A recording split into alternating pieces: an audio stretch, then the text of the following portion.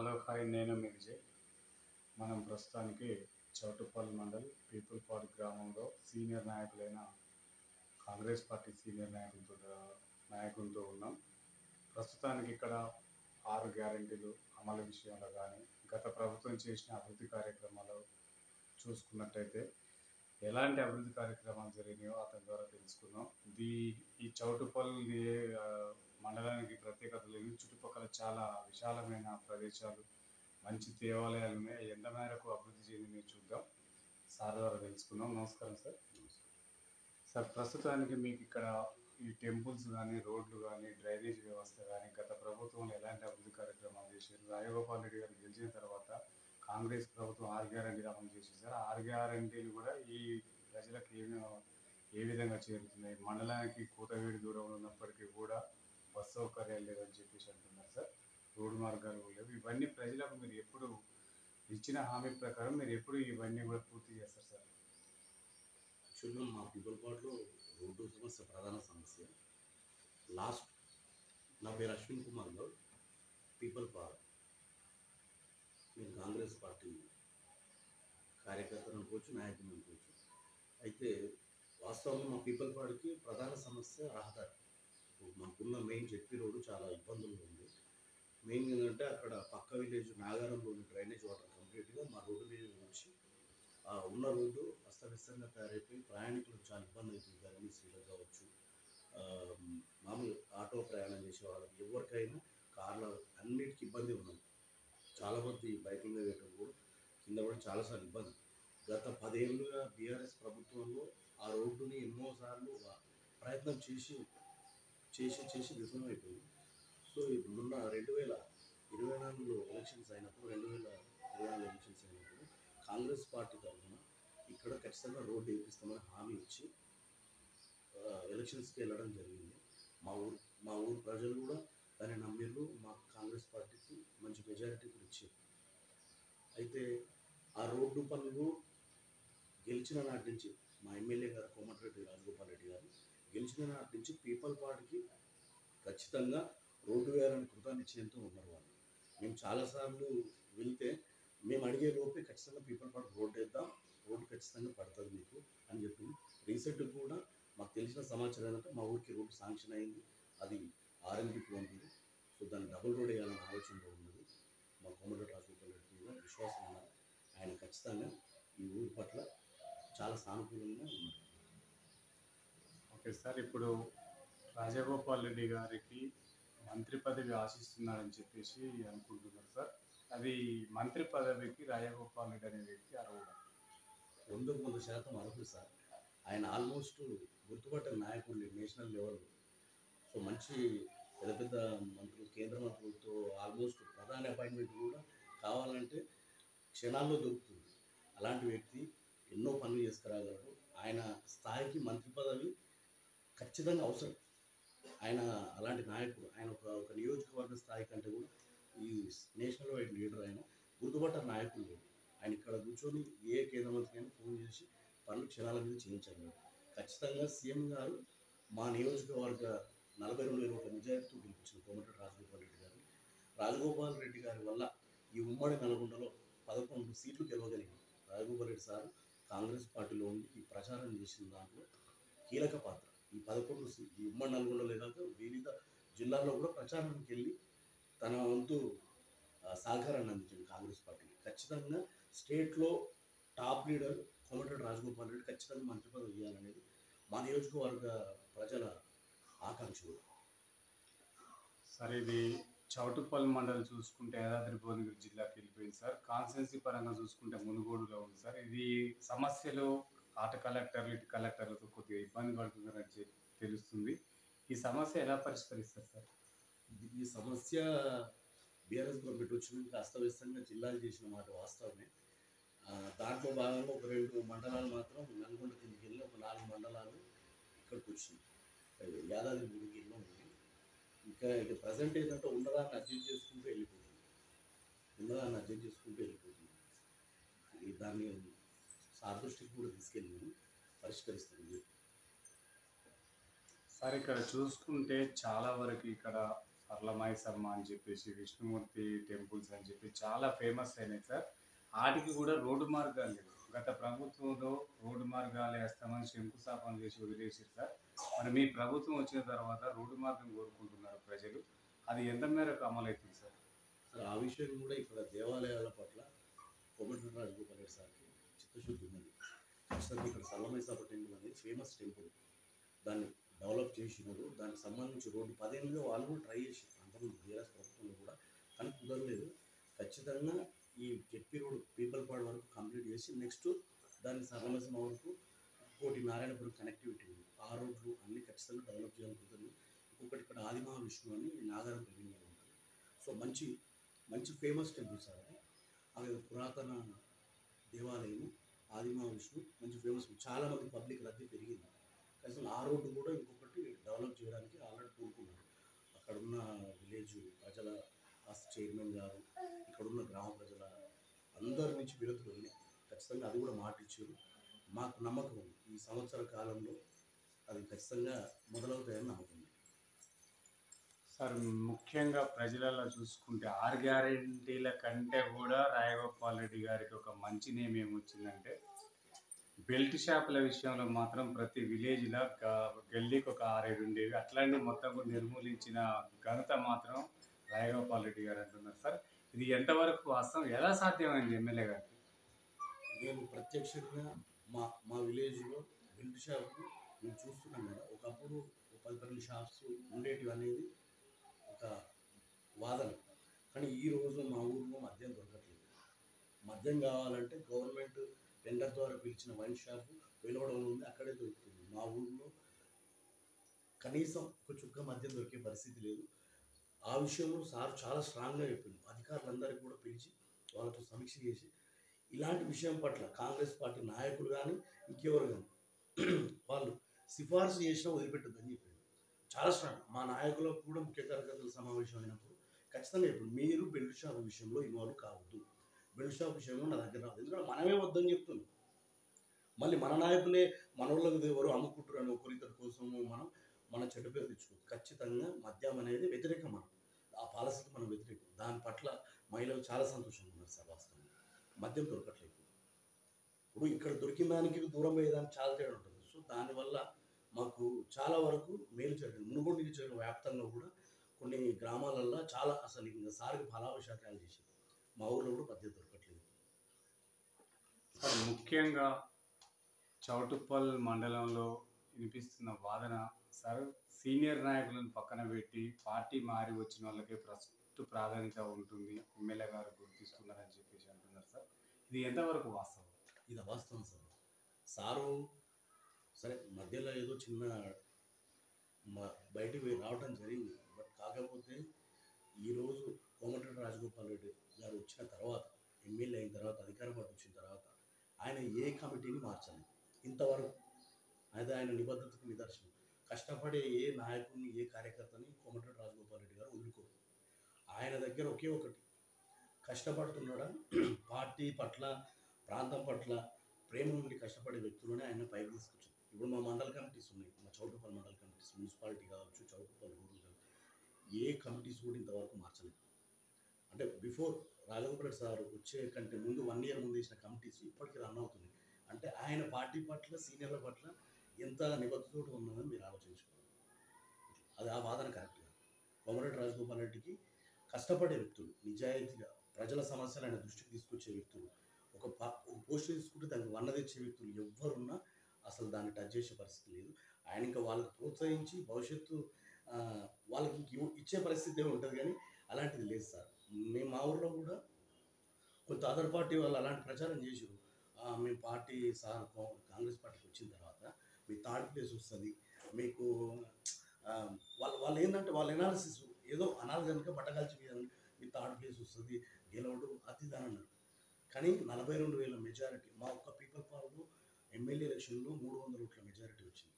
MP ఎలక్షన్స్లో 448 ఓట్ల majority వచ్చింది. సో అది కోమటిరెడ్డి రాజగోపాల్ రెడ్డి గారి నిబద్ధత, అంకితభావం. ఆయన పేరే ఒక బ్రాండ్. ఆయన పేరు చెప్పి ఓట్లు అడిగితే వేయని వారు ఉండరు. సార్ రాజగోపాల్ రెడ్డి గారికి ముక్కు మీద కోపం ఉంటుంది, ప్రజలకు పోయినప్పుడు అందుబాటులో ఉండదని చెప్పేసి కొంతమంది వాదన వినిపిస్తుంది సార్. నిజం మీద వాస్తవం సార్. అంటే వాళ్ళు పోవాలని ప్రయత్నం చేయలేదు. ఎందుకంటే కోమటిరెడ్డి రాజగోపాల్ రెడ్డి గారు ఫోన్ కూడా అందుబాటులో ఉంటుంది ఎనీ టైం. ఎందుకంటే కార్యకర్తలకు ఆపద వచ్చిందనంటే స్వయంగా వచ్చి పరామర్శించి తను ఎంతో కొంత ఆర్థిక సాయం చేసి ఆ కుటుంబాన్ని నిలబట్టే వ్యక్తి కోమటిరెడ్డి రాజగోపాల్ రెడ్డి గారు. అసలు అలాంటి లీడరు ఈ స్టేట్లోనే లేడు. అలాంటి లీడర్ మా మునుగోడు ఉండడం మా అదృష్టం. అందులో మేము ఆయన కింద పనిచేయడం ఇంకా మాకు అదృష్టంగా భావిస్తున్నాం. ఆయన అందుబాటులో ఉండడం కదా ఎలాంటిదంటే, ఇప్పుడు కోమటిరెడ్డి రాజగోపాల్ రెడ్డి గారికి ఒక సమస్య మీకు చెప్పాలి. ఆయన ఏమంటాడు, ఈ చిన్న సమస్య కూడా అంతమంది మీరు అనవసరం పెట్రోల్ ఖర్చు పెట్టుకొని ఇంటి దాకా వచ్చేది కాదు. ఒకవేళ ఫోన్లో సమాచారం ఇచ్చిన, వాట్సాప్ మెసేజ్ చేసిన ఇమ్మీడియట్గా తన వ్యక్తిగత సహాయకుల ద్వారానో అక్కడ లోకల్ లీడర్ల ద్వారానో ఆ ఇష్యూని కంప్లీట్ చేపిస్తారు. అంటే దాని అర్థం మనకు మంచి చేసినట్టే కదా, మనకు కావాల్సిన పని మనం పోకుండానే చేస్తున్నాం. మనం పోయినామంటే ఖచ్చితంగా కార్యకర్తలు కావచ్చు, ప్రజలకు కావచ్చు, సామాన్య ప్రజలు కూడా కలవచ్చు. ఇంటికి పోతే ఏ కుటుంబాన్నైనా తన సొంత కుటుంబంలో హక్కును చేర్చుకొని వాళ్ళకున్న ఇబ్బంది ఏదైనా ఉంటే తన ఆర్థిక సహాయాలు కోకొల్లలు చేసినది. ఈ మునుగోడు నియోజకవర్గంగా రాజగోపాల్ రెడ్డి అనే పేరే బ్రాండ్, ఆయన సహాయానికి మారుపేరు. అంతే. ఆయన అపవాదం అది, కలవట్లేదు అనేది అపవాదం. ఏ నాయకుడు ట్రై చేసినా ట్రై చేయని వ్యక్తి ఇలాంటి గుర్తు వెళ్తాడు. కానీ ప్రతి ఒక్కరు ఆయనకు ఈ ఊరు నుంచి పలానా ప్రెసిడెంట్ రావాలి, పలానా సర్పంచ్ రావాలి, పలానా ఎంపీటీసీ రావాలనే రూల్ లేదు. ఖచ్చితంగా ఏ కార్యకర్త అయినా పనిచేసి పెడతారు. మాకు ఎలాంటి పొజిషన్ లేదు కాంగ్రెస్ పార్టీలో. నేనేం పదవిలో ఏదో లేదు. కష్టపడ్డ వ్యక్తి కార్యకర్తలను గుర్తించి మాలాటోళ్ళతో కూడా ఏదైనా పనిచేస్తుంది. ఏదైనా ఊరు సమస్య చెప్పినా కానీ సావధానంగా విని దాని పట్ల ఇమీడియట్గా పరిష్కారం చూపించే వ్యక్తి కోమటిరెడ్డి రాజగోపాల్ రెడ్డి సార్. ముఖ్యంగా ప్రజలలో వస్తున్న వాదన సార్, నల్గొండ జిల్లా కానీ వరంగల్ ఇట్లా చూసుకుంటే కాంగ్రెస్ పార్టీలో మొత్తం కూడా రెడ్డిల సామ్రాజ్యం నడుస్తుంది, బీసీలను ఎక్కడ కూడా రానివ్వట్లేదు అనేది ఒక వాదన సార్. ఎందుకంటే ఈ బీసీ వాదన వచ్చిన తర్వాత ఇది బాగా ముందంజలో ఉంది. దీనిపైన మీరు ఏమంటారు సార్? సార్ నా నియోజకవర్గ వ్యాప్తంగా ఇప్పుడు పోయినసారి టికెట్లు వాళ్ళు ఇచ్చింది మాకు తెలిసిన సమాచారం ప్రకారం ఏ నియోజకవర్గంలో ఎవరికైతే ప్రజల మీద, ప్రజల పట్ల, ప్రజలతో కలిసి లాస్ట్ 10 ఏళ్ళు పోరాటం చేసి వాళ్ళు ప్రజల పట్ల, సమస్యల పట్ల కొట్లాడి రేపు వీళ్ళు గెలుస్తారని సర్వే ద్వారా తెలిసిన తర్వాత రాష్ట్ర పార్టీ కావచ్చు, ఢిల్లీ నాయకత్వం కావచ్చు, ఎవరైతే గెలుస్తారో వాళ్ళకి టికెట్లు ఇచ్చింది. సో దాంట్లో కులాలకు అతీతంగా మ్యాక్సిమం టికెట్లు సర్దుబాటు చేసింది. ఇప్పుడు కూడా కులగణన కాంగ్రెస్ పార్టీ అధికారంలోకి రాగానే బీసీ కులగణన మొదలుపెట్టింది. ఆల్రెడీ కంప్లీట్ చేసి స్థానిక సంస్థలలో కూడా పెంచే ఆలోచనలో ఉన్నారు. ఖచ్చితంగా భవిష్యత్తులో ఇది మారుతుంది, బీసీలకు చాలా అవకాశాలు వస్తాయని, అది కాంగ్రెస్ పార్టీ ద్వారానే సాధ్యమవుతుందని నమ్ముతున్నాం సార్. రాహుల్ గాంధీ గారి ఆశయం బీసీ వర్గీకరణ అమలవుతుందంటారా సార్? రాష్ట్ర ప్రభుత్వం కృతాన్ని చేరుతూ ఉన్నది ఆ విషయం. ఎందుకంటే స్థానిక సంస్థల ఎలక్షన్స్ లాస్ట్ జనవరిలో కావాలి. సో ఈ 1 year పోస్ట్పోన్ కావడానికి కారణం కూడా బీసీ కులగణన.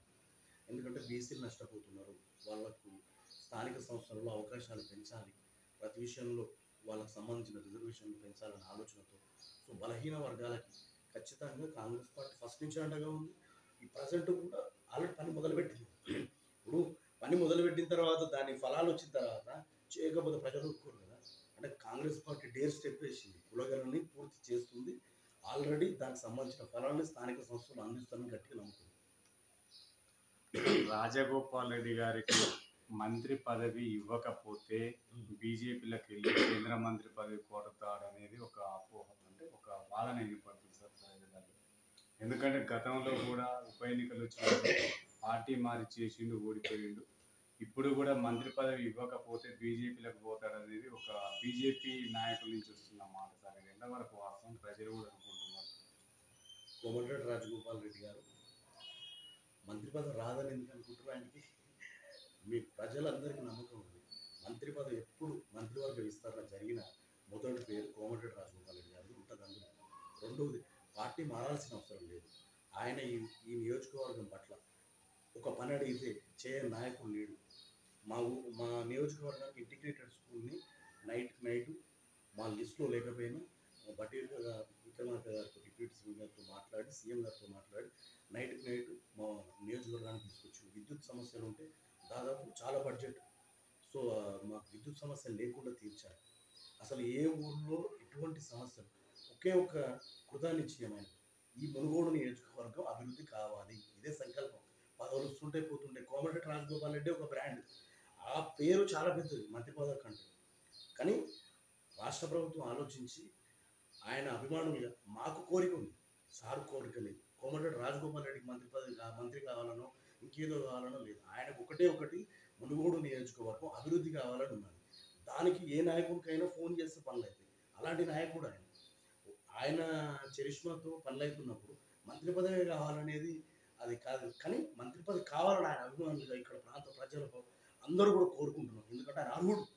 ఆయనకు ఒక ఎమ్మెల్యేగా ఉండి ఇన్ని చేయగలుగుతున్నాడు అంటే మంత్రి అయితే మా ప్రాంతం సస్యశ్యామలం అవుతుంది. మా ఉమ్మడి గుండలో మొత్తం కంప్లీట్గా ఉన్న సమస్యలను ఈ టర్మ్లో క్లియర్ చేయాలని పట్టుదలతో మా నాయకుడు ఉన్నారు. సో కోమటిరెడ్డి రాజగోపాల్ రెడ్డి గారికి మంత్రి పదవి వస్తుంది, దీంట్లో ఎటువంటి అనుమానం లేదు. సార్ ఇప్పుడు ముఖ్యంగా గ్రామాలలో చూసుకుంటే విద్యా వైద్యం ఇది చాలా ఇంపార్టెంట్ సార్ ప్రజలకి. గత ప్రభుత్వంలో ఏం జరిగిందో అంతా ప్రజలకు తెలుసు. మీ కాంగ్రెస్ ప్రభుత్వం విద్యా వైద్యం పైన ఈ గ్రామాలకి ఎలాంటి సహాయం చేస్తుంది సార్? సార్ విద్య పట్ల కొన్ని సంస్కరణలను తీసుకురావాల్సిన అవసరం అయితే ఉన్నది. సరే అది ఏ గవర్నమెంట్ అయినా తీసుకురావాలి. మాకు కూడా విద్యా వ్యవస్థ కొంత ఈ ప్రైవేట్ కార్పొరేట్ స్కూళ్ళ డామినేషన్ ఉన్నమాట వాస్తవం. సో దాన్ని కూడా మా నాయకుడిని దృష్టికి తీసుకెళ్ళి ఖచ్చితంగా మాకు ఇప్పుడు ఇంటిగ్రేటెడ్ స్కూల్ ఒకటి తీసుకొచ్చినారు, ఇంకొకటి 2 రెసిడెన్షియల్స్, రెండోది చౌటుపల్లి మండలంలో డిగ్రీ కాలేజ్ కావాలి. సో ఇవన్నిటి పట్ల కోమటిరెడ్డి రాజగోపాల్ రెడ్డి గారు ఆల్రెడీ అసెంబ్లీలో మాట్లాడడం జరిగింది. వాళ్ళ నాయకులతో ఖచ్చితంగా పైన ఉన్న ప్రభుత్వ పెద్దలతో మాట్లాడి తీసుకొచ్చే ప్రయత్నంలోనే ఉన్నాం. దాంతోపాటుగా అంటే రాష్ట్ర స్థాయి అంటే పెద్దదైతేమో, కానీ మా నియోజకవర్గ స్థాయిలో ఆలోచిస్తే మటుకు ఈ 4 ఏళ్లలో విద్యా వ్యవస్థని చాలా మెరుగుపరుస్తుంది. రెండోది ఇప్పుడు వైద్యం అంటారా 10 లక్షల ఆరోగ్యశ్రీ కార్డు ఇవ్వడం జరిగింది అందరికీ. ఇప్పుడు ఈ పండగ వెళ్ళిన తర్వాత సంక్రాంతి తర్వాత కొత్త రేషన్ కార్డ్స్, రేషన్ కార్డు అవన్నీ కొత్తవి దాదాపు 10 ఏళ్ళ నుంచి ప్రభుత్వం ఇవ్వలేదు. సో దాన్ని కూడా ఫస్ట్ రేషన్ కార్డ్స్ ఇష్యూ చేసిన తర్వాత వాటిని బట్టి తర్వాత అందరికీ ఆరోగ్యశ్రీ కార్డులు వస్తాయి. సో 10 లక్షల కార్డ్స్ వస్తే ఏ కార్పొరేట్ హాస్పిటల్ అయినా వైద్యం చేయించుకోవచ్చు. దాంతోపాటుగా ప్రభుత్వ హాస్పిటల్ 100 పడకల హాస్పిటల్ కూడా రెడీ అవుతుంది చౌటుపల్లి. దాని పట్ల కూడా కోమటిరెడ్డి రాజగోపాల్ రెడ్డి సార్ గారు అక్కడ కూడా ఖచ్చితంగా దాన్ని తొందర పెట్టి దాని వర్క్ని కంప్లీట్గా చేయడానికి రెడీగా ఉంది. సార్ ఇప్పుడు ఇక్కడ మీకు దగ్గరలో ఉన్న సరళ మైసమ్మ టెంపుల్ ఆవరణలో చాలా వరకు అవినీతి జరుగుతుందని చెప్పేసి అక్కడ ఉన్న భక్తులు కానీ అక్కడికి వచ్చే భక్తులు కానీ అక్కడ ఉన్న అంటే అందరూ కూడా ప్రజలు కూడా చెప్తున్న విషయం సార్. అక్కడ కూడా ఇంకా మార్పులు చేర్పులు చాలా జరగాలంటున్నారు.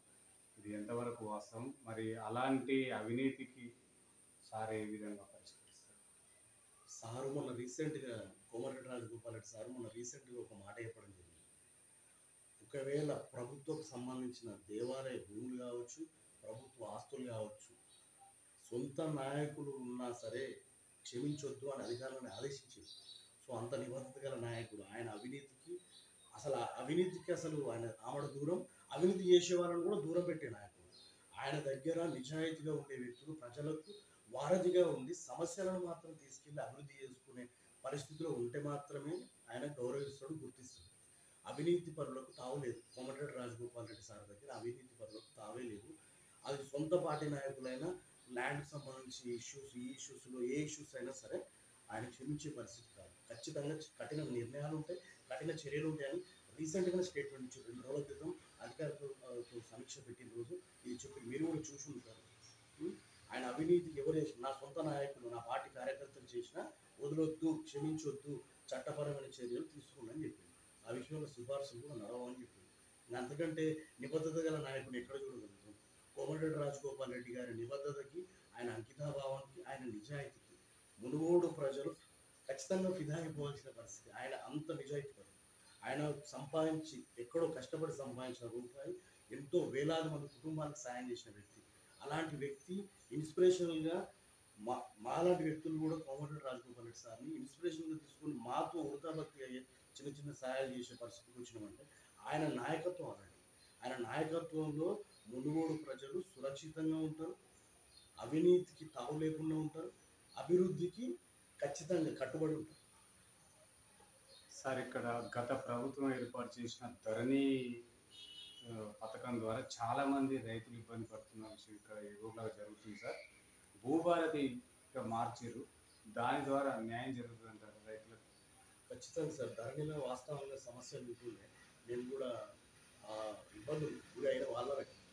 ఖచ్చితంగా ధరణి సమస్యలు ఇంకొంచెం దాన్ని పకడ్బందీగా దాంట్లో ఉన్న లోపాలను సరిదిద్ది భూమాతగా దాన్ని మంచిగా పొంగులేటి శ్రీనివాస్ రెడ్డి గారు అనుభవమైన మంత్రి, సీఎం గారు కూడా రియల్ ఎస్టేట్ తెలిసిన వ్యక్తి, సీనియర్ నాయకులు, నేషనల్ వైజ్గా అన్ని రకాల పనుల మీద అవగాహన ఉన్న వ్యక్తులు అంతా కలిసికట్టుగా మేధావులతో కూర్చొని దాన్ని సమగ్రంగా లోపాలు లేకుండా సరిదిద్ది ఈరోజు భూభారతిగా తీసుకొచ్చారు. ఖచ్చితంగా దీనివల్ల చాలా ప్రాబ్లమ్స్ క్లియర్ అయితే రైతులకు మంచి జరుగుతుంది అనేది మాకు నమ్మకం. సార్ మీరు ఒక బీసీగా బీసీ వర్గీకరణ పైన మీ అభిప్రాయం ఏంటి సార్? మీరు కూడా ఒక బీసీ. సో ఖచ్చితంగా సార్, బీసీలకి అవకాశాలు రావాలనేది బీసీల పట్ల బీసీలుగా మేము బీసీలోనే గౌడ కులంలో పుట్టిన వ్యక్తిని. ఖచ్చితంగా మాలాంటి వాళ్ళకు కూడా మా బీసీలో ఉన్న చాలామంది నాయకులు రాజకీయం కావచ్చు, ఉద్యోగాల్లో కావచ్చు, ప్రతి ఏ సెక్టార్లో అయినా కావచ్చు బీసీగా ఖచ్చితంగా అనగబడ్డారు, మమ్మల్ని అణిచివేసారు అనేది వాస్తవం. కాకపోతే దీన్ని కాంగ్రెస్ గవర్నమెంట్ ప్రతిష్టాత్మకంగా తీసుకొని బలహీన వర్గాలకి ఎలా న్యాయం చేయాలని చెప్పేసి ఆల్రెడీ కులగణన చేస్తుంది. దాని పట్ల మేము సంతోషంగా ఉన్నాం సార్. ఆ వచ్చిన రిజల్ట్ రేపు స్థానిక సంస్థల్లో కావచ్చు, స్థానిక ఉద్యోగాల్లో కావచ్చు, ప్రతి దాంట్లో ప్రభుత్వం దాన్ని పరిగణలోకి తీసుకోవాలని కోరుకుంటున్నాం. ఖచ్చితంగా బీసీలకు న్యాయం చేస్తున్న నమ్మకం ఉన్నది. ఇన్ని రోజులు అణగారిన వర్గాలనే మిగిలిపోయాడు. ఖచ్చితంగా అణగారిన వర్గాలకి భవిష్యత్తులో అవకాశాలు రావాలంటే కులగణన ఫలాలు జనాల్లోకి వెళ్ళాలి, అధికార యంత్రాంగానికి అందాలి. ఖచ్చితంగా రేపు స్థానిక సంస్థల్లో అది ఉంటేనే గవర్నమెంట్ కూడా మంచి జరుగుతుందని మా నమ్మకం. సార్ మీరు ఏ పదవి ఆశిస్తున్నారు సార్ పార్టీలో?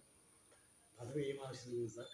సో ఈ ఊరిలో కోమటిరెడ్డి రాజగోపాల్ రెడ్డిని గెలిపియమని చెప్పి ప్రతి ఇంటికి వెళ్ళి ఓటు అడిగిన దాంట్లో నేను కూడా ఒక కార్యకర్తగా చాలా కష్టపడ్డాను. మా పార్టీ కాంగ్రెస్ పార్టీ కార్యకర్తలు నాయకులు అందరూ చాలా కష్టపడ్డారు. ఉమ్మడిగా కష్టపడి ఈ ఊరిలో దాదాపు భారీ లీడ్ ఇచ్చారు Komatireddy Rajagopal Reddy sir. So Komatireddy Rajagopal sir కూడా మా పట్ల ప్రేమ ఉన్నది. ఎందుకంటే ఈ ప్రాంత ప్రజలు నన్ను నమ్మి ఓట్లు వేసి వీళ్ళకు అభివృద్ధి చేయాలని చెప్పేసి. సో కోమటిరెడ్డి రాజగోపాల్ రెడ్డి సార్ ఎవరిని ఎక్కడ సూట్ అవుతారో, ఎవరిని ఎక్కడ ఉన్న అవకాశాలలో మమ్మల్ని ఆయన చూసుకుంటారని మా నమ్మకం. ఎందుకంటే మేము పదవులు ఆశించేటోళ్ళంగా పని చేసేటోళ్ళం. ఈ ఊర్లో ఓట్లు అడిగినందుకు మేము భారతిగా ఉండాలని కోరుకుంటున్నాం. ఈ గ్రామ ప్రజలకు ఏ సమస్య వచ్చినా, ఓ సీఎం రిలీఫ్ ఫండ్ కావచ్చు, ఓ పెన్షన్స్ రాకపోయినా, లేకపోతే ఓ ఇందిరమ్మ ఇల్లు కావచ్చు, అర్హులైన వాళ్ళకి ఇవ్వాలి అనే దానికి వారధిగా ఉండాలని అనుకుంటున్నాం. కానీ పదవుల పట్ల నాకేం ఆశ లేదు. సార్ ఇక్కడున్న ప్రతిపక్ష నాయకులు పథకాలు మా ఈ పేర్లు మార్చారు, అవి కూడా సక్రమంగా ఇవ్వట్లేదు అని అంటున్నారు సార్. ఇది ఎంతవరకు వస్తుంది?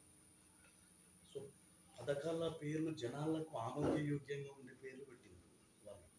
ఇప్పుడు రైతు భరోసా, రైతు బంధుని రైతు భరోసా అంటే అది సామాన్య చిన్న సన్న రైతులకి భరోసాగా మిగలాలని చెప్పి దాని కరెక్షన్ దాన్ని కూడా రాజకీయంగా మాట్లాడితే వాళ్ళకి మనం ఏం చెప్తాం? పేర్లు మారడం. ఇప్పుడు పేరు మారడం వల్ల దాంట్లో వచ్చిన సమస్యలు ఏంటి? రైతు ఒక సామాన్య ప్రజలకి ఉపయోగపడే దగ్గర పేర్లని వాళ్ళు పెట్టడం జరిగింది. రెండోది పథకాలు, కొత్త పథకాలు చాలా సంస్కరణలు మార్చి కొత్త పథకాలని వాళ్ళు రిలీజ్ చేసి ఒక పేరుతో పాటు దాంట్లో ఉన్న లోపాలను కూడా సరిదిద్దారు. ఇది గమనించాల్సింది. ఎందుకంటే పుట్టలకి, రోడ్లకి అంటే వ్యవసాయానికి ఆమోదయోగ్యంగా అని గుట్టలకు కూడా, రోడ్లకు కూడా బీఆర్ఎస్ ప్రభుత్వంలో నాయకులు తీసుకున్నారు. సో దాన్ని కొంత సవరణ చేసే ప్రయత్నం చేస్తున్నారు. ఇది బీఆర్ఎస్ ప్రభుత్వం కూడా అప్పట్లో కేటీఆర్ గారు ఖచ్చితంగా 5 ఎకరాల లోపు ఇవ్వాలనేది ఆయన కూడా పెట్టింది. కానీ అట్లా కూడా చేయలేదు. ఎందుకంటే రైతులు ఎన్ని ఎకరాలను ఉన్నాయి సాగుకు ఉపయోగపడే నేలని ఎన్ని ఎకరాలు ఉన్నా ఆ ఎన్ని ఎకరాలకి రైతు భరోసా అందుతుందని సీఎం గారు ప్రకటించింది. సో కొన్ని ఏంది ఇప్పుడు రోడ్డు ఉంది, రోడ్లకు అవసరం లేదు, గుట్టలు ఉన్నాయి, గుట్టలకు అవసరం లేదు. సో అది వృధాగా ప్రజాస్వామ్యం పోవద్దనే ఆలోచన ప్రభుత్వం ఉన్నట్టు మాకు అందిన సమాచారం సార్. సార్ చివరిగా ఫైనల్గా సార్, మీరు కాన్స్టిట్యున్సీ ఓటర్లకు కానీ మీ గ్రామ ఓటర్లకి రేపు రానున్న గ్రామ పంచాయతీ ఎన్నికలు వాళ్ళకి ఏం చెప్పదలుచుకున్నాం సార్? ఇప్పుడు ఓటు అంటే మద్యం మనకి రెండు లేకుండా ఉండదు. దాంట్లో ఓటర్లకు చైతన్యం వచ్చే విధంగా ఓటు విలువను మీరు ఏ విధంగా పెరుగుతారు సార్ మా పీపల్పాడు గ్రామం వరకు నేను మాట్లాడాను. మా గ్రామంలో డబ్బు మద్యం నడవదు. డబ్బు ఒక్కటి ఉండి డబ్బు సంచులతో నేనేదో పదవి అధిరోహిస్తానంటే మా ఊళ్ళో నడవదు. లాస్ట్ 20 ఏళ్ళది గమనిస్తే ఈ పీపల్పాడు ప్రజలు చాలా తెలివైనలు, చాలా చైతన్యవంతులు. ఎవరు ఈ ఊరికి ఉపయోగపడి హార్డ్ వర్క్ చేసి ఈ ఊరిని అభివృద్ధి పదాన నడిపిస్తారో వాళ్ళకు ఓట్లు ఎప్పుడైనా వేసింది. ఈ ఊరు ప్రజలు ఎప్పుడు చేయగలరు, డబ్బుకి ఎప్పుడు లొంగలేదు. మీరు గమనిస్తే ఈ ఊర్లో ఇంకెవరినైనా సర్వే చేయండి, పీపల్పాడు చరిత్రలో లాస్ట్ 20-25 ఏళ్ళుగా ఈ ఊర్లో ఎవరైతే ఊరికి అభివృద్ధి చేస్తారనిపించిందో, ఈ ఊరికి ఎవరైతే కష్టపడతారనిపించిందో, డబ్బు లేకున్నా ఏది లేకున్నా వాళ్ళు కరెక్ట్ మనిషిని చూసి ఓటేసే వ్యక్తులు ఈ పీపల్పాడు ప్రజలు. పీపల్పాడు ప్రజల పట్ల పూర్తి విశ్వాసం ఉంది. వాళ్ళు ఖచ్చితంగా ఈ ఊరికి అక్కడొచ్చే నాయకుడిని ఎన్నుకుంటారు. ఎంపీటీసీ కావచ్చు, సర్పంచ్ కావచ్చు, ఉప సర్పంచ్ కావచ్చు, 10 మంది వార్డు మెంబర్లు కావచ్చు, ప్రతి ఒక్కరూ ప్రతి ఒక్క ప్లేస్లో ఈ ఈ వ్యక్తి ఈ ఊరికి ఉపయోగపడతాడు, ఈ వ్యక్తి ఈ అంశానికి ఉపయోగపడతాడు, ఈ వ్యక్తి అభివృద్ధికి ఉపయోగపడతాడు అని నమ్మి ఈ ఊరు ప్రజలు ఓట్లేస్తారు సార్. ఈ ఊరిలో మద్యం డబ్బు నడవదు. మీరు గత 20 సంవత్సరాల చరిత్ర తీసుకున్న ఈ ఊరు ప్రజలు చెప్తారు. పూర్తి నమ్మకం ఉంది మాకు. ఖచ్చితంగా ఈ ఊళ్ళో డబ్బు మద్యం నడవదు. పనిచేసే వ్యక్తికే ఖచ్చితంగా ఓట్లు వేయడానికి ప్రజలు సిద్ధంగా. రెండోది, కోమటిరెడ్డి రాజగోపాల్ రెడ్డి గారు కూడా ఆయన చేస్తున్న అభివృద్ధి ఫలాలు కావచ్చు, ఆయన మా నియోజకవర్గం కొట్లాడుకునే కావచ్చు, మా ఊరి గురించి హామీలు ఇచ్చినవి కావచ్చు, అవి అమలు దశలో ఉన్నాయి. సో అవి అందే పరిస్థితి ఉన్నది కనుక సో ఆ ఆశీస్సులు కూడా మాకు బోనస్గా అంది. ఖచ్చితంగా రేపు రాబోయే రోజుల్లో కాంగ్రెస్ పార్టీ తరఫున వ్యక్తిగతంగా మంచి వ్యక్తులు నిలబెట్టి గెలిపించుకుంటాం. ఖచ్చితంగా కాంగ్రెస్ పార్టీ నిలబెడతాం సార్. మీరు ప్రజల ఆశయం మేరకు, కోరిక మేరకు మీరు సర్పంచ్ కానీ ఎంపీటీసీ కానీ ఎంపీపీ కానీ అట్లాంటి పదవులు చేస్తారా సార్? అవకాశాలు ఇప్పుడు నేను లాస్ట్ టైం కూడా అనుకున్నాను, కుదరలేదు. అవకాశాలు వస్తే 100% ఉంది కోరిక. అంటే ఈ ప్రజలకు సేవ చేయాలి. నేను ఈ ఊర్లోనే ఉంటాను 24/7. ఈ ఊర్లోనే ఇక్కడే ఇల్లు కట్టుకుని స్థానికంగానే ఉండి ప్రజల పట్ల, ఈ ప్రాంతం పట్ల నాకు ఇష్టం. నేను ఈ ఊర్లో బతకాలి. నేను హైదరాబాద్లో చదువుకున్నాను, కానీ నాకు ఈ ఊర్లో బతకాలని చెప్పి నా లైఫ్ మొత్తం ఇక్కడే సెటిల్ చేసుకున్నాను. నా కుటుంబం అందరూ ఇక్కడే ఉంటారు. నా ఉమ్మడి కుటుంబం, మా తమ్ముడు, నేను, మా నాన్న అందరం కలిసి ఇక్కడే ఉంటాం. ఈ ఊరు పట్ల నాకు ప్రేమ ఉంది కనుక ఈ ఊరు పట్ల నాకు అభివృద్ధి పైన నాకు అవకాశం కూడా ఉంది. ఇప్పుడు ఎందుకంటే అధికార పార్టీ ఉన్నది. కోమటిరెడ్డి రాజగోపాల్ రెడ్డి గారితో మాకు మంచి పరిచయాలు ఉన్నాయి. సో ఆయన ఆశీస్సులు మా పైన ఉన్నాయి కనుక ఖచ్చితంగా ఆ వారధిగా ఉండే అవకాశం వస్తే మాకు ఖచ్చితంగా ఉంటుంది సార్. అట్లేమో కానీ అది ప్రజల ఆశీస్సులు ఉండాలి, పార్టీ ఆశీస్సులు ఉండాలి. ఊళ్ళో పార్టీ పెద్దలు కావచ్చు, పార్టీ యువత కావచ్చు, మా కార్యకర్తలు కావచ్చు, అందరం కూర్చొని మాట్లాడుకొని ఎవరికైతే టికెట్లు మేము అనుకుంటామో వాళ్ళని ఖచ్చితంగా కష్టపడి గెలిపించి ఆ గ్రామ పంచాయతీ కూర్చోబెట్టి మేము అభివృద్ధికి వారధిగా పనిచేయడానికి సిద్ధంగా ఉంటాం. Okay sir, thank you. చూస్తూనే ఉండండి మీ తెలుగు టీవీ.